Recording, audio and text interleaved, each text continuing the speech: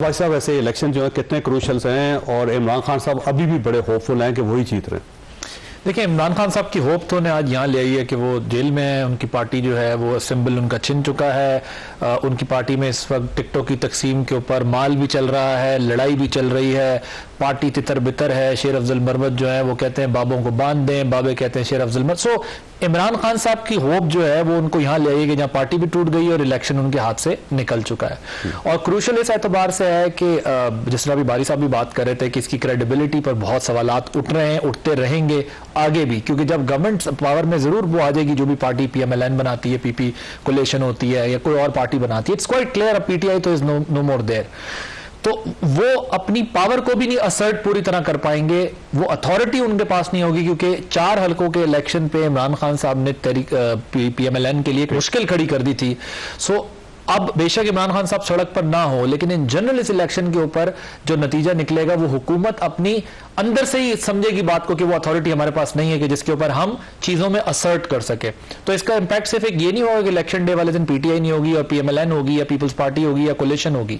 इसका इंपैक्ट एक ये होगा कि जो आने वाली गवर्नमेंट है वो पूरी अथॉरिटी के साथ गवर्न भी नहीं कर सके। तो इसका मतलब ये है कि अथॉरिटी का इशू होगा और मॉरल अथॉरिटी का इशू भी होगा। दोनों इशू जो है वो अगली गवर्नमेंट को सामना उसको करना पड़ेगा, क्योंकि उनके बदतरीन मुखालिफ भी, यानी जो तहरीक इंसाफ पे कोई क्रिटिसिज्म भी करता है, वो ये बात तो तस्लीम करेगा कि उसके पास वो लेवल प्लेइंग फील्ड नहीं थी। उसकी रीजंस हैं, मैं सब सुप्रीम कोर्ट के फैसले को कानूनी मान रहा हूं, कई लोग उसको नहीं मान रहे। नहीं, जो कानूनी था सियासी और इखलाकी नहीं था जी, लेकिन अदालतों को मेरा ख्याल है कानूनी देखना चाहिए। पाकिस्तान की अदालतें माजी में अखलाकियात देखती रही हैं, नजरिया जरूरत देखती रही हैं, सियासी वजूहात देखती रही हैं, अपनी इज्जतें बचाना देखती रही हैं, कभी किसी लालच के गर्ज में फैसले करती रही हैं। तो मेरा ये ख्याल है, मेरी ये राय है कि कानूनी तौर पर दुरुस्त है, लेकिन उसका पॉलिटिकल रिपरकशन ये है कि उसको कोई तस्लीम करने को तैयार नहीं है। That is another story.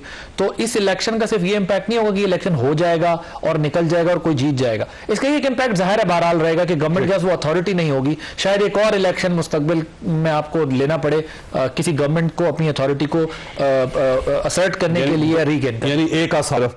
Sir बारी साहब, ये फरमाइए, ये इलेक्शन जो है बड़े क्रूशल हैं, क्योंकि पाकिस्तान की हिस्ट्री में ऐसा कोई इलेक्शन नहीं हुआ कि जिसमें पहले से पता हो कि प्राइम मिनिस्टर कौन बन रहा है और उसके बाद कौन सी पार्टी बाहर होगी, कौन सी पार्टी अंदर आएगी, और इसके साथ साथ ये जो आज़ाद उम्मीदवार हैं किस पार्टी में जाएंगे। इतना ज़्यादा इबहम और उसके साथ साथ इतनी ज़्यादा क्लैरिटी दोनों साथ साथ चल रही हैं। तो जो नई गवर्नमेंट होगी, चैलेंजेस क्या क्या होंगे उनके? देखिए, जो आपके सवाल का पहला हिस्सा है उस पर जरा बात कर ले। जैसे कि कर्नल शाह साहब ने कहा है कि जितने भी इंतखाबात हुए हैं आज तक वो मुतनाज़ भी रहे हैं और उसकी उनकी क्रेडिबिलिटी भी जो है वो हमेशा से।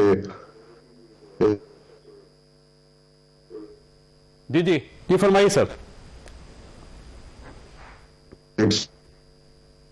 आपको आवाज आ रही है सर? जी जी जी, नहीं सर, आप बोलिए। मैं कह रहा हूँ जी, मैं ये कह, देखिए, या तो इलेक्शन फ्री एंड फेयर होते हैं, ट्रांसपेरेंट होते हैं, या वो नहीं होते। बात तो है, पाकिस्तान में कोई भी इलेक्शन ऐसा नहीं है जो मुतनाज़ नहीं था और उसकी क्रेडिबिलिटी क्वेश्चनेबल नहीं थी, या इलेक्शन के दौरान या इलेक्शन के नतीजे आने के बाद। अगर तमाम के तमाम जो आज तक हमने कराए हैं वो मुतनाज़ा ही थे, तो फिर ये फैसला करना है ऐसे एक शख्स बीमार हो लेकिन उसको दर्जा हरारत उसका कितना है और वो कितना शदीद बीमार है। तो मैं समझता हूँ कि ये इलेक्शन जो है 1977 के बाद सबसे ज्यादा मुतनाज़े है और उसकी कोई क्रेडिबिलिटी नहीं है, क्योंकि पहली दफा इतने बड़े लेवल पर लोगों की ठीक है वो जेलों में है या छुपी फिर रही है। अब दूसरी बात जो है, आपके सवाल का दूसरा हिस्सा ये था, वो उम्मीदवार, अब चूंकि PTI के बहुत सारे उम्मीदवार जो हैं वो इंडिपेंडेंट इलेक्शन लड़ रहे हैं, वो इलेक्शन जीतने के बाद क्या कर सकते हैं। तो कानून बहुत वाज़ेह है कि वो साल के बाद एक और इलेक्शन, आई डोंट नो कितने सालों बाद होता है, लेकिन एक और इलेक्शन चाहिए होगा मेरा ख्याल है इस इलेक्शन के बाद। तो सवाल आता है। वैसे ये फरमाइएगा सर, ये बड़ी सारी सूरत आपके सामने, पॉलिटिकल सूरत जो है इस वक्त बहुत ज्यादा गंभीर होगी, इतनी ज्यादा गंभीर होगी कुछ सिरा नहीं मिल रहा है इसका।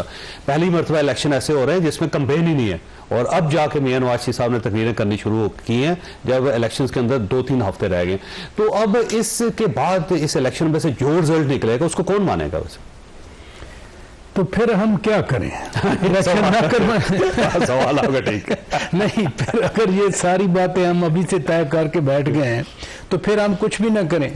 फिर तो काकड़ साहब ठीक है, दौरे भी कर रहे हैं, बाहर फिर रहे हैं, गवर्नमेंट भी चल रही है जैसी भी चल रही है, इंटरव्यूज भी दे रहे हैं और बाकी मामलात भी चल रहे हैं, स्टॉक एक्सचेंज भी बेहतर हो रहा है, स्टॉक एक्सचेंज बेहतर हो रहा है, डॉलर ईरान हमले भी कर रहा है पाकिस्तान के अंदर, फिर हम चलने दें। ऐसे तो नहीं चलता ना काम। यानी ये हम इस डर से इलेक्शन ना करवाएं कि जी पीटीआई नाराज हो जाएगी या पीटीआई को लेवल प्लेइंग फील्ड नहीं मिला हुआ या पीटीआई ने 9 मई को हमले किए थे, या जैसे कंवर दिलशाद साहब फरमा रहे हैं कि कुछ तो प्रॉब्लम है जिनकी वजह से उनके पेपर मुस्तरद हुए हैं और वो भी अदालतों से जाके।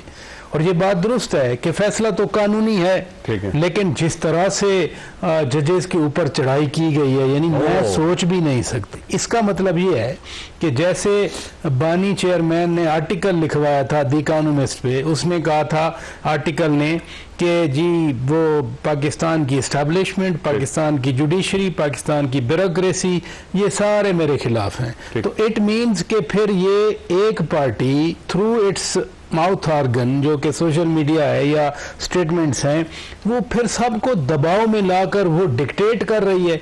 या तो सारे ये मान ले, रियासत भी मान ले, अदलिया भी मान ले, which is virtually happening in fact कि सबको बैकफुट पे कर दिया, प्रेशर क्रिएट कर लेती है पाकिस्तान, बैकफुट पे कर दिया ना, सबको डिफेंसिव कर दिया कि वो चीफ जस्टिस साहब भी लतीफ खान खोसा से कह रहे थे कि आप रिलीफ लेने तो आ जाते हैं, बाहर जाके आप तनकीद करते हैं, मानते नहीं है।